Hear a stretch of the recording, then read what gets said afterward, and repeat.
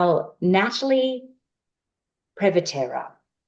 She's one of the few female CEOs of a superannuation fund in this country. This is a big deal because the more women in leadership we have, the what I like to believe and what I know from looking at the women's index, the better things are in terms of economic outcomes for women. And we have that role modeling, we have better decision making. So this is really significant. And so thank you for joining us today, Natalie. Thank you. No, it's a pleasure to be here on a topic that we're very passionate about. Absolutely. Now, you're a mum of two. I am. Now, you're also the head of a super fund. When we produce the women's index, we send it over to you guys to have a look at. Of course, you're a sponsor of the Financy Women's Index report. The last quarter, we saw that women's financial progress improved, which is a good thing. But it does tend to be a two steps forward, one steps back kind of journey for financial gender equality. We had improvements on the gender pay gap, but we've also seen not much action when we look at those educational choices and then what you earn straight out of college or university or TAFE, wherever you may be.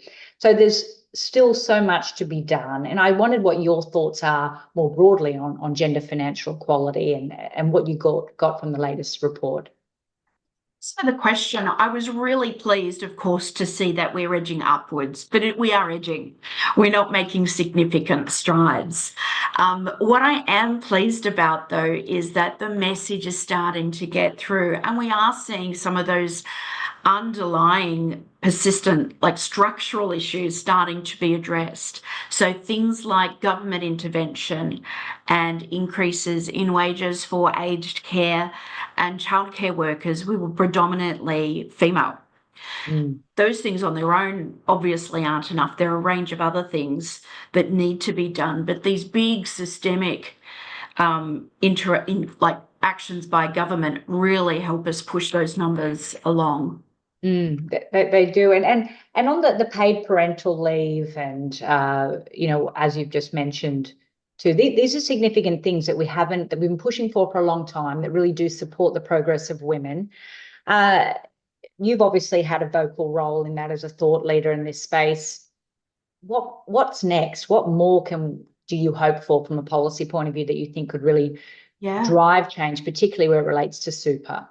Well, we were really pleased to hear the announcement on super on those paid parental leaves balances. It is going to make a significant difference for those women, largely women, but it does apply to men who do take time out of the workforce to rear children. But in terms of what's next, it's about being brave.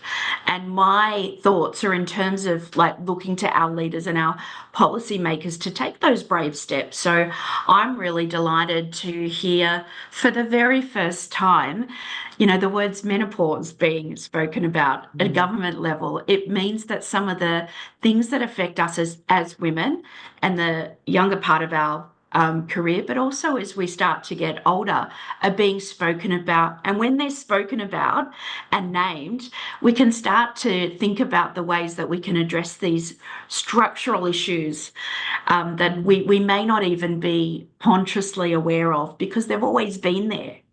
And they have it, particularly on the home front. Now, I want to get into the nitty gritty of the tips and the strategies that you really think can make a significant, influence on an individual's life. We talk about the structural changes, and absolutely, there's a hell of a lot that needs to happen there. What are some of the things that you think are a good way to structure your own financial security? Absolutely. It's starting early. And don't worry if you haven't started early, just start. Understand where your super is. Get your login. A lot of people don't even know what their login to their super is because it's something that doesn't really materialize until later on, but engage with your super. Because once you engage with it, you can understand and make choices that are really going to set you up for success down the path. You might have multiple superannuation accounts that you could look to consolidate and save on fees. You could change the way that you're invested to maximize your chance of investment returns. There's a whole range of different things you can do. It's just about getting started.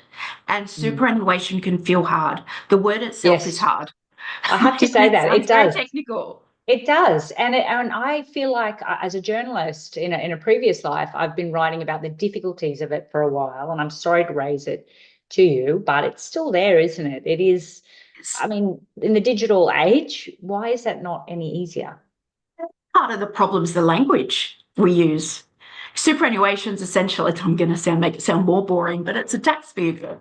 So Mm, it can be difficult to dress a tax vehicle up, but at its essence, super's your money. This is mm. your money. It's deferred. So if that money was sitting in a bank account that you could access right now, you would be much more engaged with it. So I think the way Yeah. that digital experience has been evolving is playing a part in getting people to interact with their super more, but it can feel like a dry topic. So for us, the industry's got a role to play in making that language a lot easier and making it easier to chunk down and understand the really important parts of your super and the things you can do today. Yeah. A couple of things that came out of the index. One of them we looked at was ensuring that women's financial security were equal that to men. Are you seeing anything in terms of different trends around the way women are progressing relative to men? Maybe it's on paid parental leave. Maybe it's just a different way of having those salary negotiations. Are you hearing things like that, or are you aware of anything that might help women with, to close their own gaps? I think it's really important to challenge what you're telling yourself.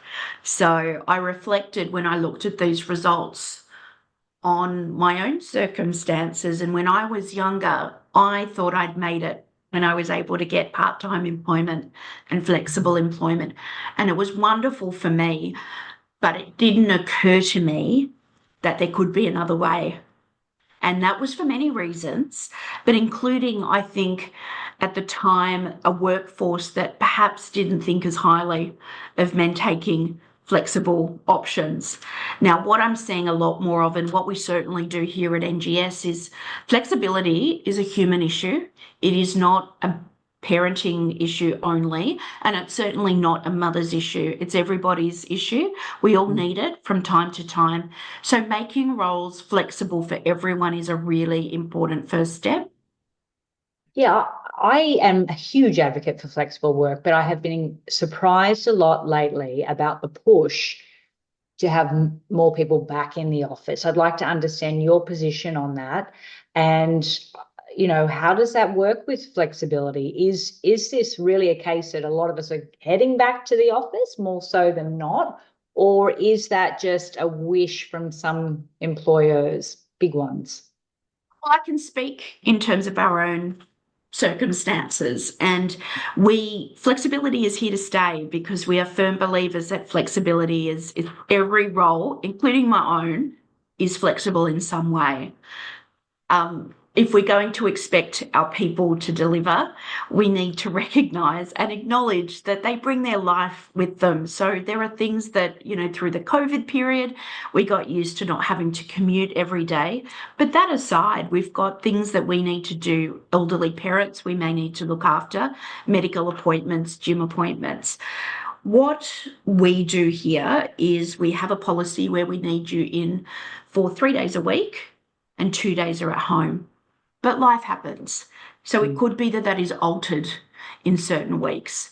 What's more important is that we invest in really good leadership, and really good leaders are able to manage their teams to output rather than hours sat at a desk. Mm, That's what's important. mm. And once we get productivity uplift, we're able to invest that back, certainly for our members, but also we're able to give some of that back to our staff as well. How important is visibility? I mean, you're one of the few female CEOs in this country heading up a super fund. How important do you think it is for moving the dial on gender equity and economic equality that leadership is there and it influences decision making? I think it's critical because wouldn't take much for us to step backwards. So we've got to keep forging forward and not be complacent about the strides we have made. And look, to be honest, it just makes good economic sense to invest in companies and to work with companies that believe the same thing that we do.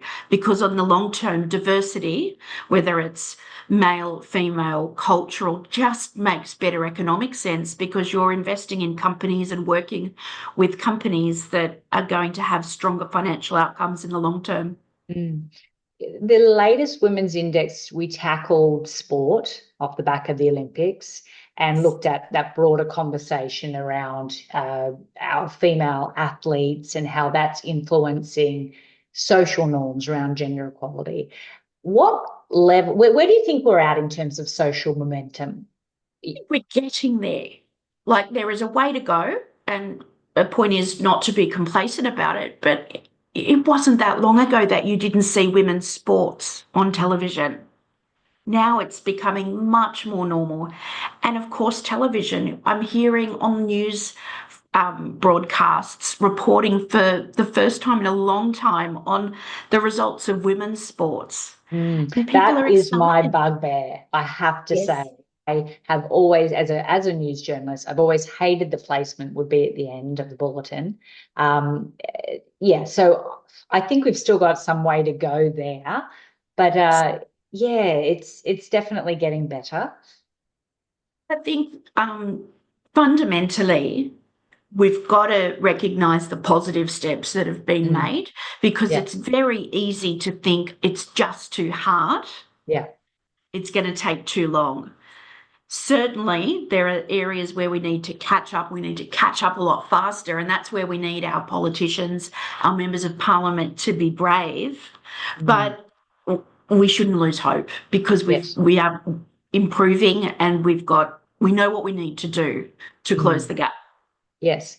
Now, last question. Yes. What is the most critical step that you see individual women taking, individual men taking? Because I'm a big believer in the debate where we're at around gender equity now needs to involve more men more than ever. So I really want to know what are the critical steps that need to be taken at the individual level.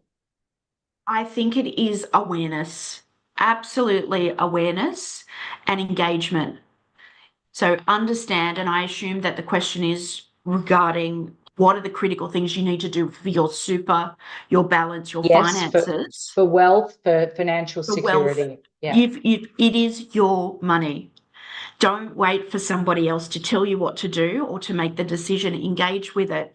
And if you don't understand, reach out and get help because the help is there. Your super fund will have help available.